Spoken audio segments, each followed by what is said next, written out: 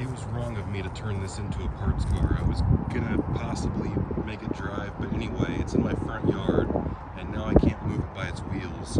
So I disconnected everything with the engine and transmission and subframe, all the wiring and fluids and everything. So theoretically, I should be able to do some typical Naptown tuner stuff and lift the body off the whole subframe in my front yard, and then take it back to my backyard where it's gonna be more useful.